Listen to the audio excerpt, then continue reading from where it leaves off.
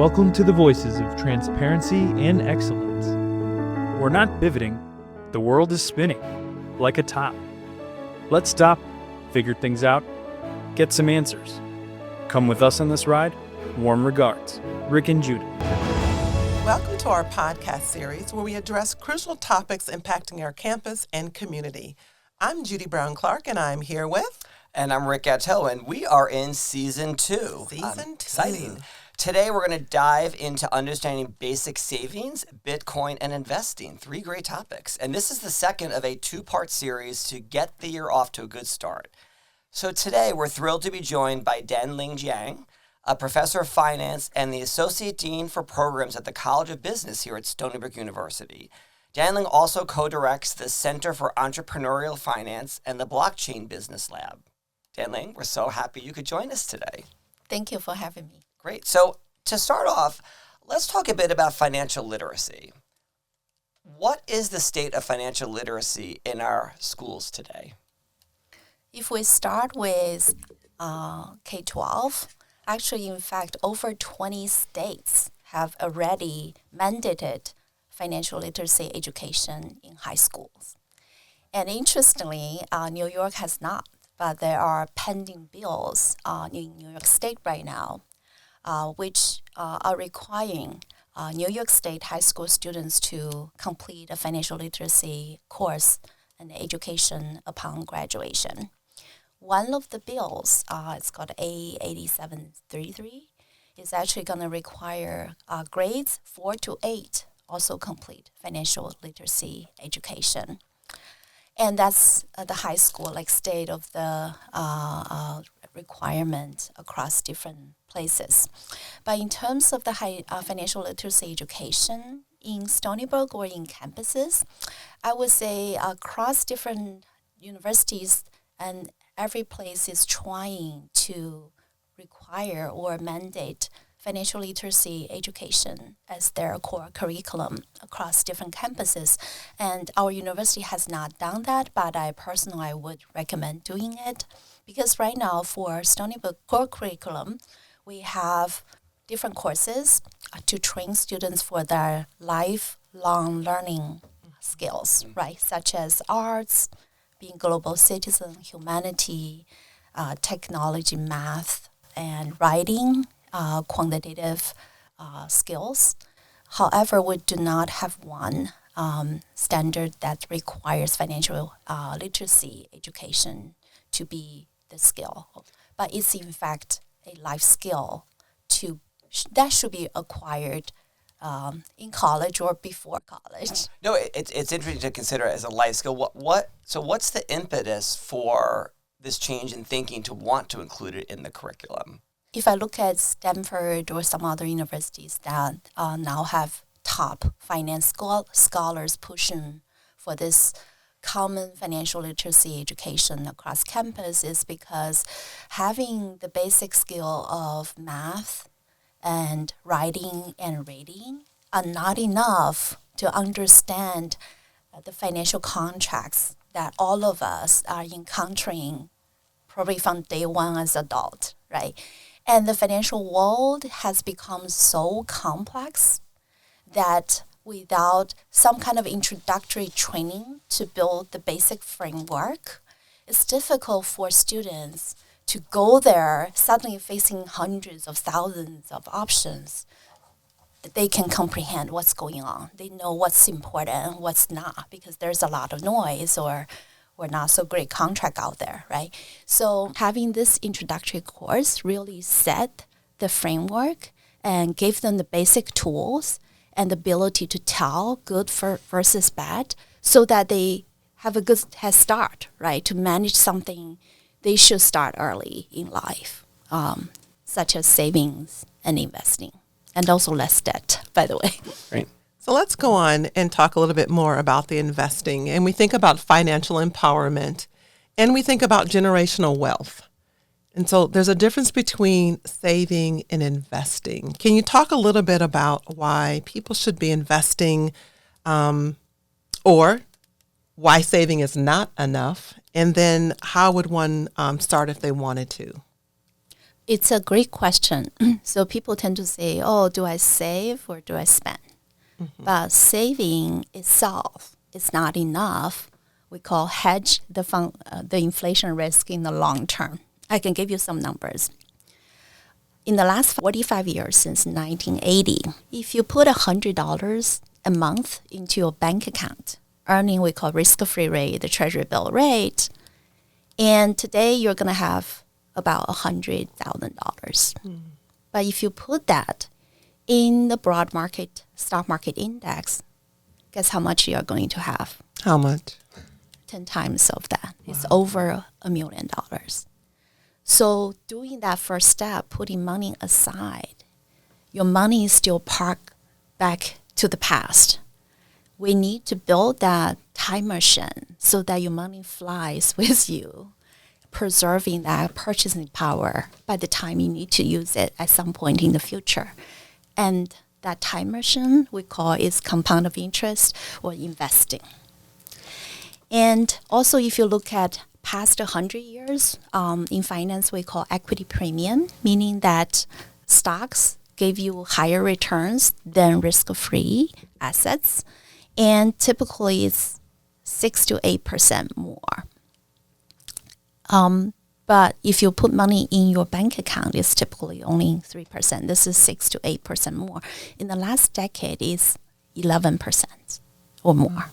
So you can see that the divergence between saving and investing is going to just enlarge over time if you don't do it, right? So that's why you want to do it early in life, because you let that compound interest to help you. And also you also want to take the benefits of tax-deferred or tax-free growth, because the government gave you a lot of options to do that. And also if you save more, invest more, you see your wealth compound. I bet you're going to have the motivation to work harder, earn more, save more, invest more, and you go into that great cycle of building wealth. Danling, I'm curious, what do you think accounts for why people are not saving or investing more? Because you were giving numbers that show that people are saving less. Is it that we're in this consumerism society that people just spend? What's driving the savings rate? So it's actually in finance, it's a question-based study that what are the factors that contributed to currently our insufficient retirement savings, our low savings rate in the society. There's many different factors. I would say coming down to individual level, it is probably because of a lot of people feel like they don't have enough even to maintain that lifestyle, or they also don't have enough maybe knowledge to take that savings to the next level, which is investing. So I conduct with my students a Stony Brook University student financial literacy survey every year. Most of the students are my students or students that have heard about our study. And those are the two main factors why students are not investing. One is lack of funds. The other is lack of knowledge. Of course, there's many other factors, right? But and there's also psychological factor, right? It's you want to save, and but you want to spend. And people who don't have enough financial literacy, they cannot see we call opportunity cost of $1 of savings. That $1 could be $50 or $100 several decades down the road, but they don't see that because they have not been taught how to do that calculation. And also there are problems with our financial sector. Product design is so complicated, right? And also people are given the choices that they sort of get lost in the menu of options, as opposed to now some of the top finance scholars advocate that defaulting people in the good beginning, good account that default in the, say, stock market index investing before they figured out what's the alternative that's going to do better, right? So altogether it's individual responsibility and also society, maybe cultural norms of consumption, and also maybe the government regulation, financial sectors making it complicated. Altogether, sort of have contributed to our relatively lower savings rate and also insufficient retirement savings. It's interesting. And maybe that's the impetus of pushing it back into the K-12, early elementary, to start to really kind of create that value of savings and understanding that you invest in yourself the same way you invest in products. That if you invest in yourself, even though you can't see yourself as a retired person, as a young person, but the fact that we don't know what kind of safeguards are going to be available to our early career workforce. And so we don't know personally how important it is to really invest in ourselves to make sure that we have these funds when, post our professional careers, because we can't just look to the government to support us. All right. We do have wonderful Social Security system, which is if you save part of your paycheck, your employer match part of that paycheck goes to the Social Security funds. It does give you some kind of safety net, which is wonderful. However, you cannot count on that to have so-called comfortable retirement that's going to support maybe the average or above average lifestyle. So Yes. that extra savings needed. In some countries, they have this pension system, and basically it will be professionals managing all the money and everybody is counting on pension. But in the United States, maybe since the 70s or 80s, and the pension has been gradually replaced by 401k Yes. system, where individuals are given much more responsibility to their financial security and prosperity in the future. And at that point, it's basically has set the seeds, right? Has buried the seeds that everybody needs to be financial literate. Everybody needs to be financially intelligent. Otherwise, and you go into the jungle that people have different skills, right? You can imagine this game, who's going to win? Of course, the more sophisticated, the more educated, typically will be college students because they still get some financial education in college. So they do much better than those who don't have bachelor's degree. Yes. So Danling, so my dad gave me two pieces of advice. One is live below your means, and the second piece of advice is make your money work for you. You mentioned earlier about people talking about having a lack of funds, and I think obviously everyone's at different levels of wealth in our country to be able to invest. But what would you say as a piece of advice to somebody? What's like a first step that we would say that anybody can do to try to save and invest in their future? So my answer, actually, I'm going to give you my answer before August this year. Then I'm going to give you answer after August. Okay. So traditionally, what we would tell students is whenever you have earned income, right, you're eligible to put that money into your Roth IRA or IRA, right? So even there's no minimal age, right? If you did some chores for your parents, you earn some little money, and even from family or from outside, and as long as you report that as earned income, you can put that into your IRA or Roth IRA, especially for a lot of our students, because based on the survey, about 50% of them maybe have some kind of part-time jobs, they have earned income, and they can now start put some of that into, I would recommend Roth IRA, because Roth IRA is after-tax dollars, but tax-free growth, right? So you're no longer obliged to pay any taxes once you put the money there. And so that's the best account for our students when they don't have a lot of income. And it has an income limit. Once you pass a certain threshold, you no longer are eligible to invest in Roth IRA. Then you can, if you have higher income, you can put in IRA. And that would be for everyone to save in the long run. That's actually the best place to put the money. And that's the before August answer. But now, guess what? So the newest One Beautiful Bill Act passed by Congress, signed into law, they gave newborn, every one of you born from 2025 to 2028, an investment account with $1,000 invested in broad stock market index.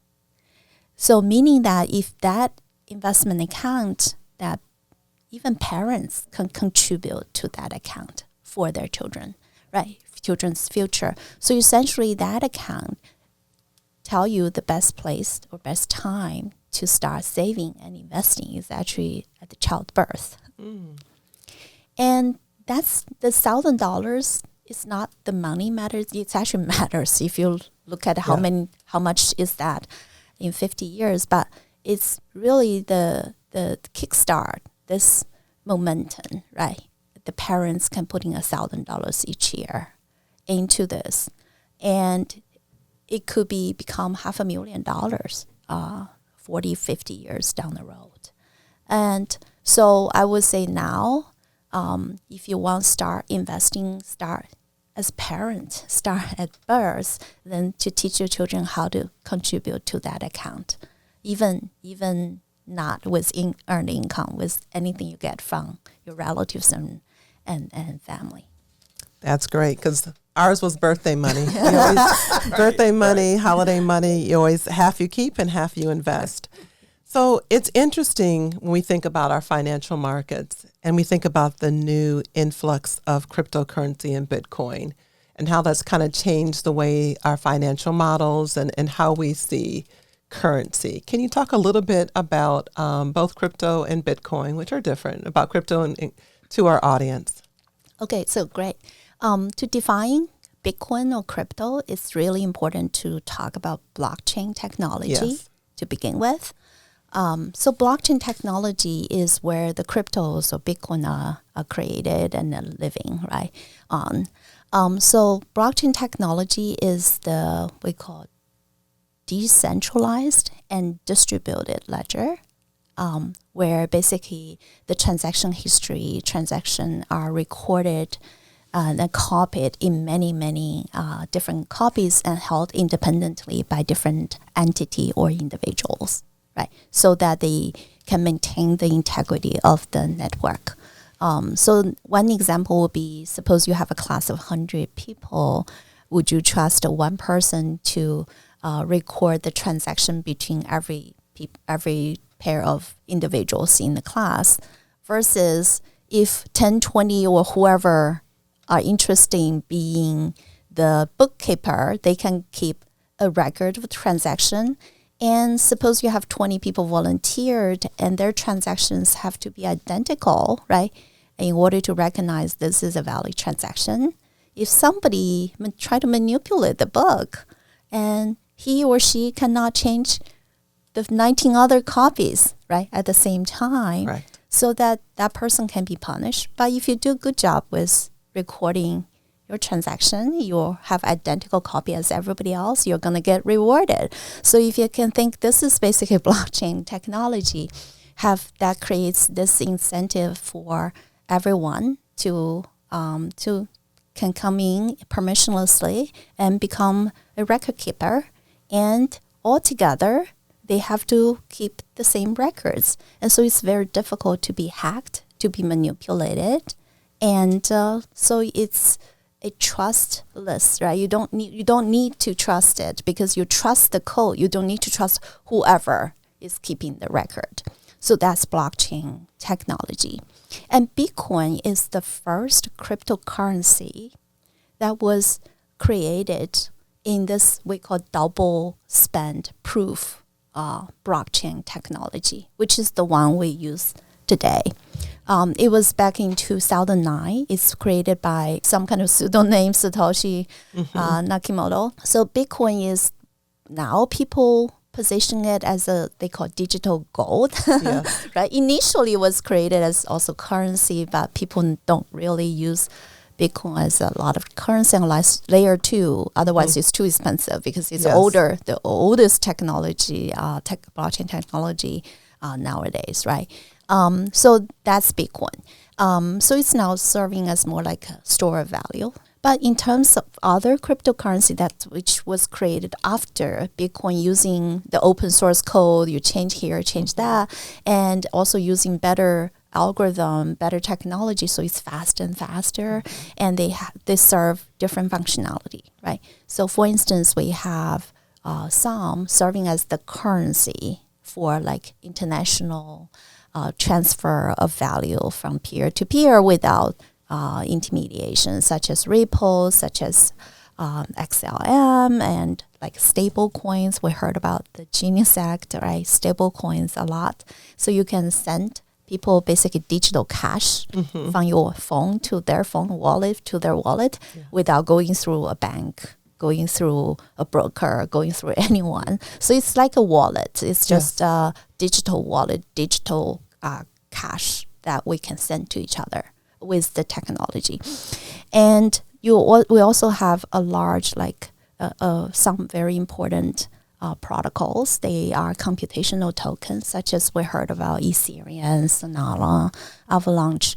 They serve as the, I call freeway or highway, like the Google internet. They are the Googles and the NVIDIAs for the blockchain space, where they allow other companies to build their project on top of their protocol, which is called smart contract, right? Smart contract is just piece of code that dictate, okay, if you put this in, you get that, right? So something like that. There's also a ton of other new use cases of blockchain, such as DeFi, now decentralized finance, or DEX, they call it exchange, decentralized exchange, because you can do a lot of bank or like a trading functions now online, just now online on chain, without again a intermediation in the middle, right? So there's AI, cryptos, gaming cryptos, or digital real gold, digital silver, digital commodity, and governance crypto, a lot of them. I would say, except the layer one computational token and others, I tend to perceive them as more like startup projects, or nowadays Wall Street started to put real world assets on blockchain, right? Like SP500 is now on blockchain. So back to your original on investing, because, it did start in 2009, and so it has been around for a length of time. So when you think about investing and you think about generational wealth and you think about diversifying your portfolio, what decisions should people be making when they want to diversify their portfolio? Right. So in finance, we actually have a model showing how much a rational person should put in to different assets, right? So we call value-weighted index. So classic theory would say, so adding tradable financial assets out there, right? And you should hold in proportion to its market cap. So if you think about the global equity market, it's $120 trillion market. And right now, cryptos, including Bitcoin and Ethereum, they are roughly $4 trillion in market cap. And then if you're a rational person, you want to get started, your starting point will be whatever stock you have, right, divided by 30, right? That's roughly what you should have in terms of the market value of your crypto. And then among the crypto, right, and Bitcoin is like over $2.2 trillion, essentially more than like 60% of your money should be put in Bitcoin, and also according to their market cap, something like that. So this is a default theoretical option, theoretical solution. But if you know more, you study more, you can always deviate from this default if you can do better. So Danling, you talked a bit about Bitcoin and the cryptocurrency in Bitcoin. Where was someone who has never purchased Bitcoin before? What steps would they take? So for an average person, we recommend you just use your traditional financial system to buy Bitcoin ETF. And now we also have Ethereum ETF. So it's very easy. Like you buy a stock, you buy SP500, SPY, you just go use your broker and purchase them. You have exposure in your trading account or investment account. What if you don't have a broker? And if you don't have one, if you want to get direct exposure to Bitcoin with digital wallets, and I started to teach students to use the blockchain wallets. So you go to, for instance, either Coinbase, you can have exchange, a wallet, or you have to go to such as MetaMask or Coinbase blockchain wallet. They do have one called Base, so that you have a wallet on chain that allow you to purchase digital assets, cryptos directly from chain. But I would say whoever has not been trained how to do that, it could be very nerve-wracking because it's like your real wallets. If you lose it, you forgot your passkey to the wallet and you lose it forever. Nobody can recover that. So the newest technology, which we are exploring right now, try to teach the student, is that there's some technology allow you to use your email as login account, and the passkey will be saved to your email. So that once you log in an account, you purchase there, as long as you don't lose your email access. Of course, we have like dual, right, which is safe. By the way, you don't want to use Stony Brook email to buy because you can lose your Stony Brook email after you live that, right? And then that wallet is sort of stored together with your email account. But again, those are new technology, and if you are not trained, it could be very difficult to understand how to use them because people can use their blockchain wallet, hook up with the wrong protocol, and the wallet basically is stolen on internet. So whatever you want to do, really do the research, practice, and make sure you don't take your wallets that has a lot of money and hooked up with some protocol you are unfamiliar with. There's a lot of education, training, hands-on,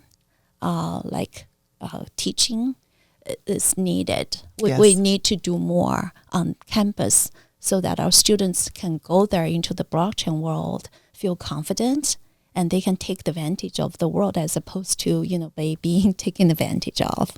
There's a lot of work we need to do there as well. Thank you for the question. Thank you.